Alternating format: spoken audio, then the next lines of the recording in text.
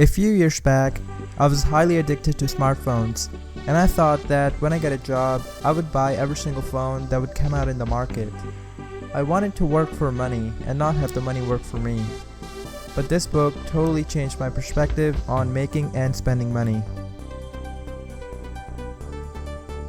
Let's begin The Richest Man in Babylon, where you will discover the 5 laws of gold that will teach you how to acquire wealth, how to keep it, and how to invest it. The first law of gold. Gold cometh gladly and in increasing quantity to any man whosoever will put by no less than 1/10 of his earnings to create an estate for his future and his family. So for every 10 coins you earn, pay yourself 1 coin first. Once you pay yourself 1 coin, you can spend the rest wherever you like. We pay for clothes, food, rent, entertainment, but we never pay ourselves. Don't become a slave working for money. Instead, make the money your slave and have its children and grandchildren work for you. If you're in debt, then you must pay 2 coins toward the debt, 1 coin to yourself, and 7 coins to spend elsewhere. Wealth, like a tree, grows from a tiny seed. The first copper you save is the seed from which your tree of wealth shall grow. The second law of gold. Gold laboreth diligently and contentedly for the wise owner who finds for it profitable employment, multiplying even as the flocks of the field. Money that's just lying around is as good as a house that doesn't have any renters and is rotting. A man's wealth is not in the coins that he carries in his purse. Instead, it's the income that he builds, an income that continues to come whether you work or travel. The third law of gold.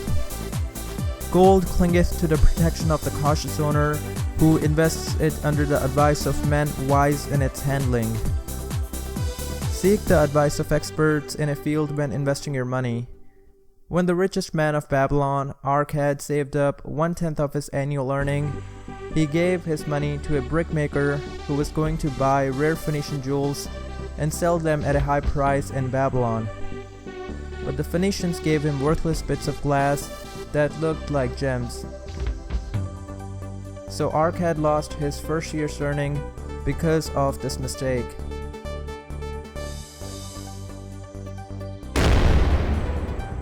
The fourth law of gold. Gold slippeth away from the man who invests it in businesses or purposes with which he is not familiar, or which are not approved by those skilled in its keep. As had grew old, he wanted to pass his wealth to his son Nomasir, but he wanted to test him to see if he was wise in handling gold. So he sent Nomasir on a journey of 10 years with some gold and a clay tablet that had 5 laws of gold engraved on it. Nomasir chose to invest the gold instead of choosing the wisdom. He placed a bet with a wealthy man where he would try to beat that man's fastest horse in the world. He got carried away by his friends and lost much of the gold. The fifth law of gold.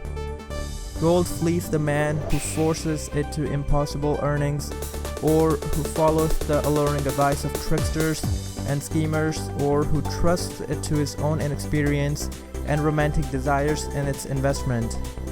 The key idea is that if a deal is too good to be true, then it probably is. Better a little caution than a great regret. These laws are not a get-quick-rich scheme. Instead, they are fundamental principles for acquiring wealth, and you will only reap the benefits if you actually follow them. As Stephen Covey says, start applying what you are learning. To learn and not to do is really not to learn. To know and not to do is really not to know. If you're wondering whether I have followed the advice from this book or not, then let me tell you that I own exactly $32.10 from the gift cards that I have received over the past year. Thank you for watching this video. If you liked this video, feel free to give it a thumbs up. Also, if you would like to see more animated book summaries like this, be sure to subscribe to my channel, and I will catch you in the next video.